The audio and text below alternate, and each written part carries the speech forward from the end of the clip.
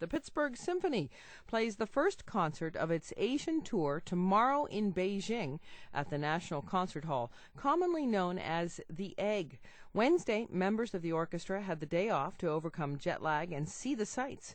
Jim Cunningham followed a group of Pittsburghers to the Great Wall. Among them were PSO principal bass clarinet Richard Page and Peggy McLean, manager of visitor services at the Frick Art and Historical Center. I'm Richard Page, traveling with Peg McLean and Jim Cunningham and all the rest of the PSO folk. What were you up to today?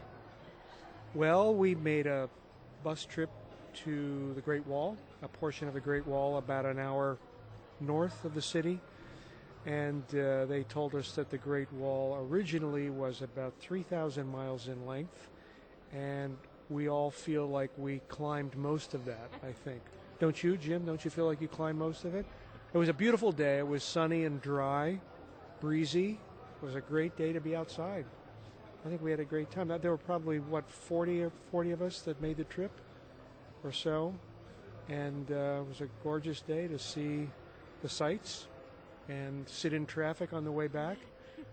Major congestion. History of the Great Wall? It's been there a long time. It sure has. We had a lovely young woman on the bus with us who gave us a little bit of the history and talked about the 7 different kingdoms in the area and how that affected the relationship among the different kingdoms, but also how it affected the development of China. Okay, how far from Beijing are we? Do you have a sense? About an hour to get here. Took an hour to get here, so I'd guess in that Beijing traffic, that's about 3 miles. Probably 45 miles. Something like that, yeah.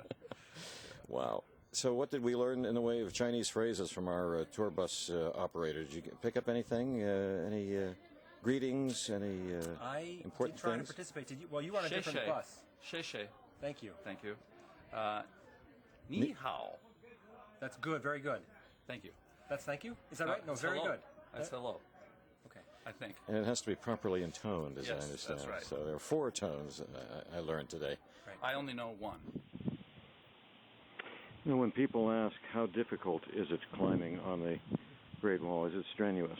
What are we going to tell them? I would say it's going to depend on the individual. I mean, if you're an athlete or if you're a mountain, someone who climbs mountains and hikes, I don't think it's going to be a problem at all.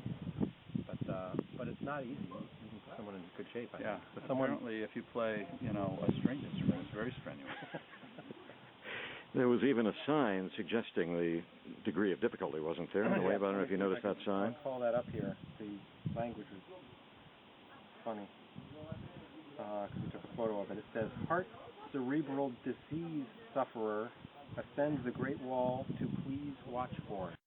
Daniel Pakuta is the chargé d'affaires of the American Embassy here in Beijing. For a Newcastle, Pennsylvania native like me, it's really a thrill to be here to see the Pittsburgh Symphony Orchestra in the concert hall in Beijing, a few steps from Tiananmen. How important is it for an American orchestra to come here and give a concert? I'm sure you remember that U.S. relations with China really restarted, not even so much with ping pong, but with music. And the arrival of Eugene Normandy and the Philadelphia Orchestra 30 years ago, some 35 years ago, was a big event. And so I think that music speaks to the Chinese. And the crowd here tonight proves that. These are committed fans of symphonic music.